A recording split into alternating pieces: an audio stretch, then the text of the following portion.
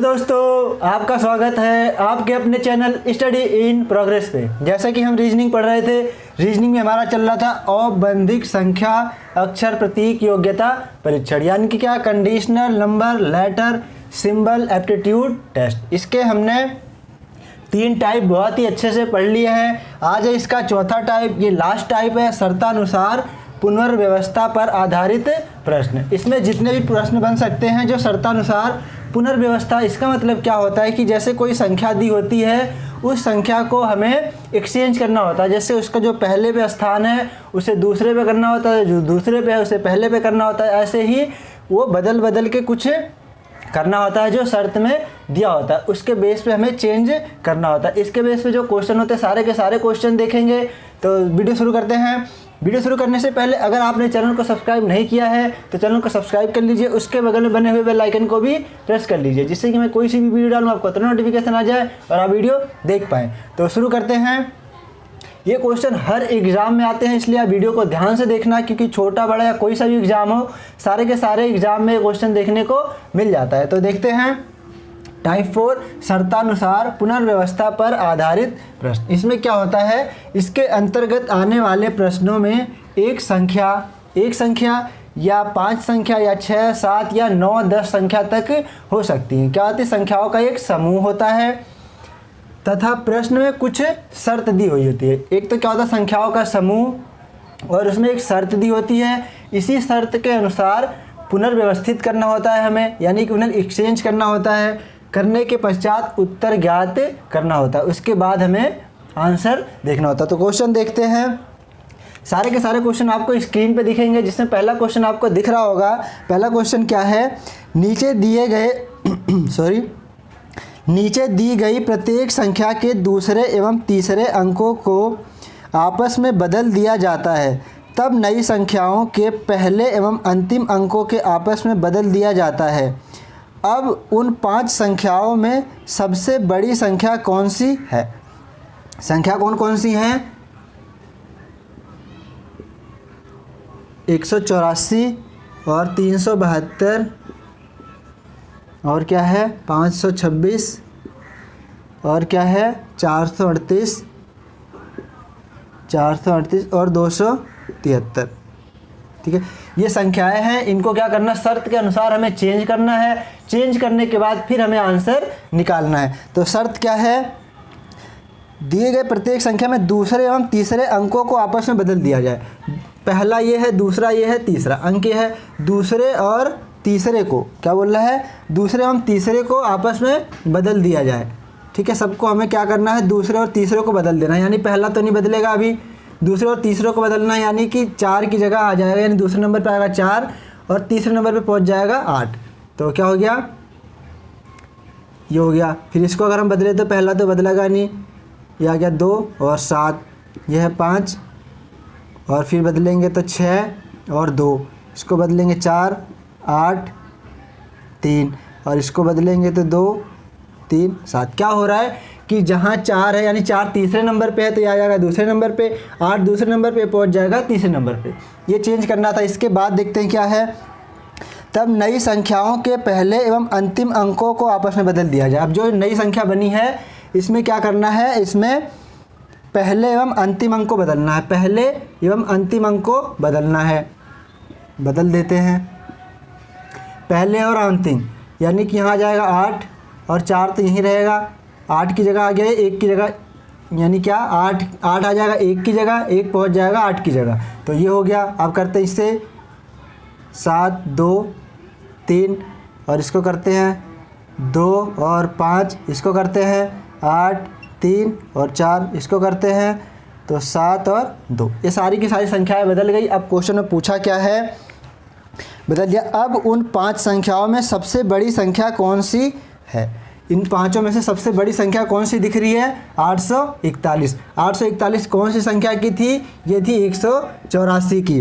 तो एक ऑप्शन दिख रहे होंगे आपको, चार ऑप्शन में से 184 किस में दिख रहा है, ए ऑप्शन में। तो ए हमारा हो गया सही।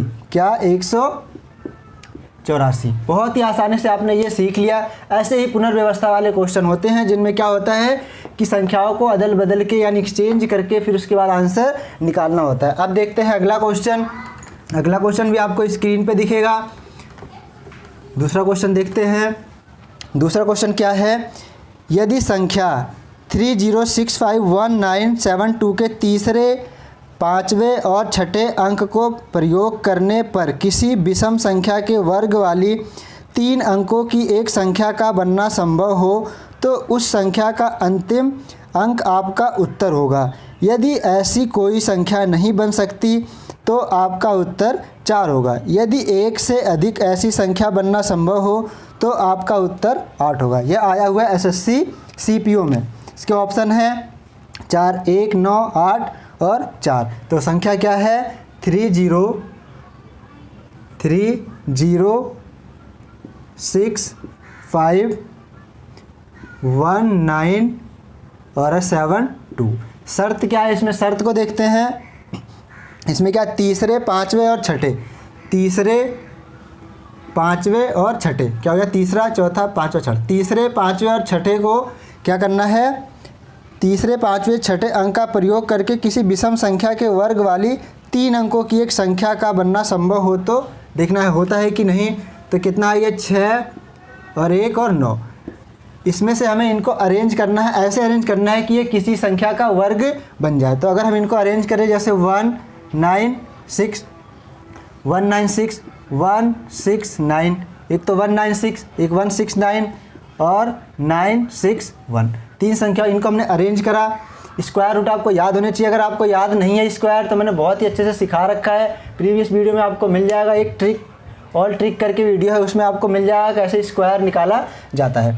ठीक है, 196 एक इसका स्क्वायर है, ये है 14 का, और एक कितने का है, ये है 13 का। वैसे ही अगर इसका देखें तो यह है 31 का। ठीक है, अब हमें देखना है विषम संख्याओं का वर्ग कौन सा है। विषम संख्याओं का वर्ग एक तो 13 का वर्ग है 169, एक है 31 का 961। तो आपको ये सारे के सारे मिल गए, 2 संख्याएं मिल गई। क्या बोला उसने, अगर यदि एक से अधिक हो ऐसी संख्या बनना संभव हो तो आपका उत्तर 8 होगा। क्यों, 2 संख्याएं हो रही, एक से अधिक है तो आंसर क्या हो जाएगा 8। 8 हमें किस ऑप्शन में दिख रहा है, सी ऑप्शन में। सी हो गया हमारा सही। ठीक है, आपने इसको भी सीख लिया। अब देखते हैं अगला क्वेश्चन, जो तीसरा क्वेश्चन है। तीसरा क्वेश्चन क्या है, यदि संख्या 4, 8, 3, 5, 9, 2 के अंकों को अवरोही क्रम में सजाया जाए तो कितने अंकों का स्थान अपरिवर्तित रह जाएगा। यह आया है यूपी बीएड में, एंट्रेंस एग्जाम हुआ था जो यूपी बीएड का, उसमें आया था। तो क्या है संख्या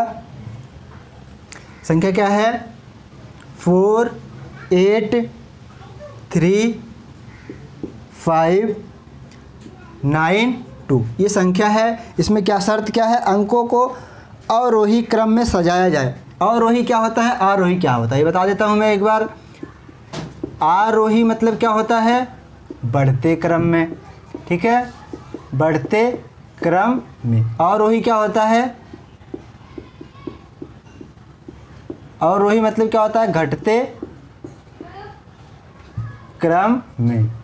घटते क्रम में इसका मतलब क्या है, आरोही, ये आ दिख रहा है, ये आ बड़ा है इसलिए हमें बड़े हुए बढ़ते क्रम में चलना है। इसका मतलब क्या है, छोटे से बड़े की तरफ चलते हैं। अवरोही क्या होता है, अवरोही मतलब होता है बड़े से छोटे की तरफ। जैसे छोटे से बड़े का मतलब क्या, 1, 2, 3, 4, 5, ये क्या है, ये आरोही क्रम है। अगर अवरोही करना है हमें तो 5, 4, 3, 2, 1 ये हो गया अवरोही। ठीक है, आपने आरोही अवरोही समझ लिया।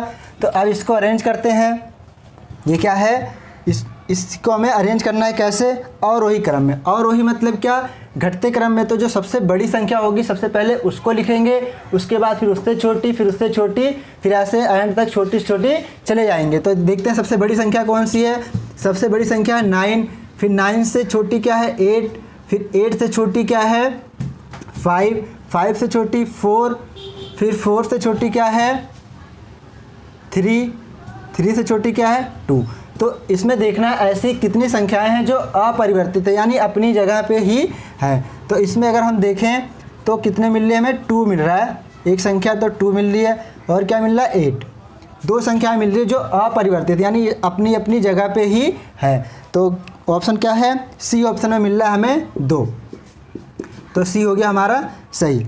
आपने बहुत ही आसानी से इसको भी सीख लिया। अब देखते हैं इसका नेक्स्ट क्वेश्चन, चौथा क्वेश्चन को हटा देता हूं मैं।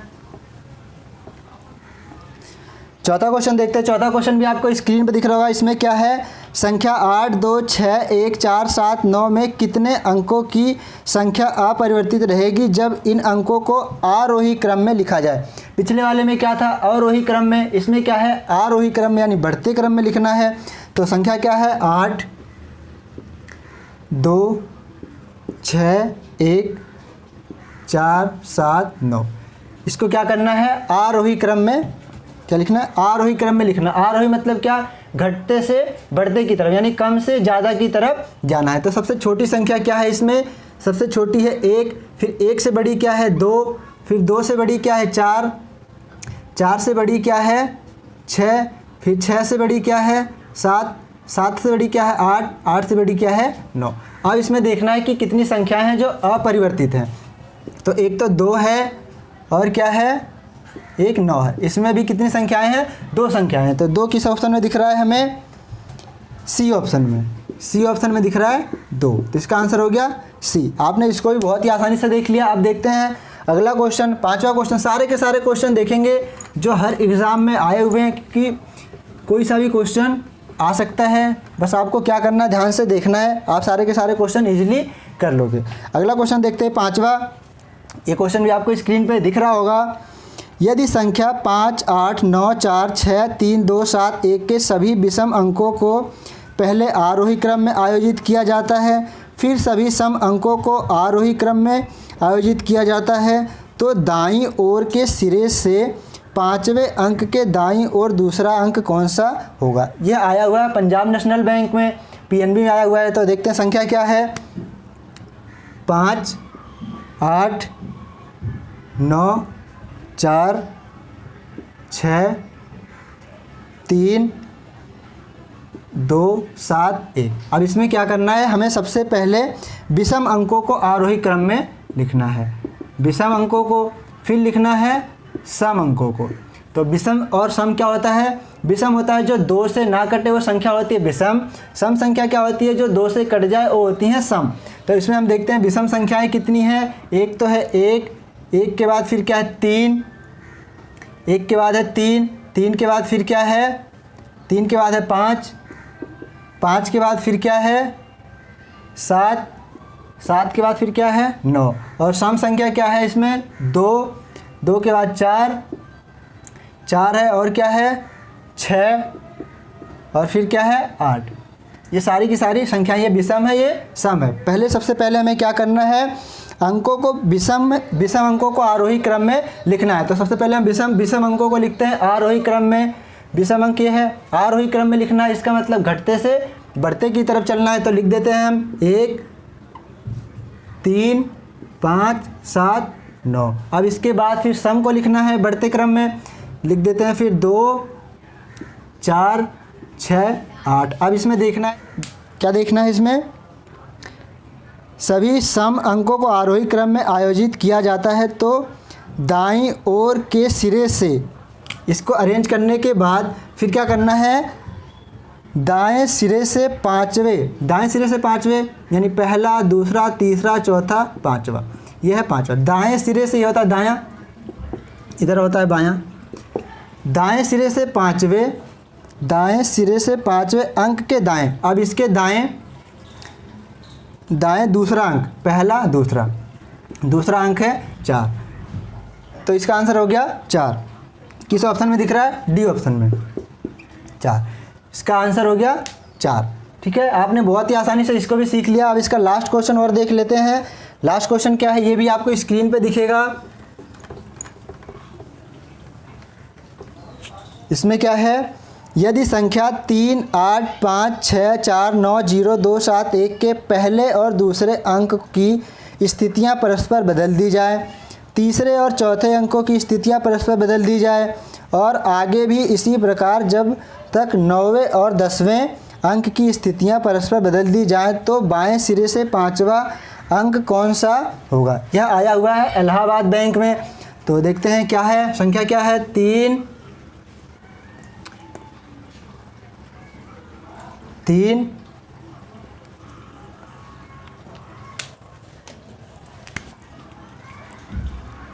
है, 8 है, 5 है, 6, 4, 9, 0, 2, 7 है। ये संख्या है। इसमें क्या करना है, पहले को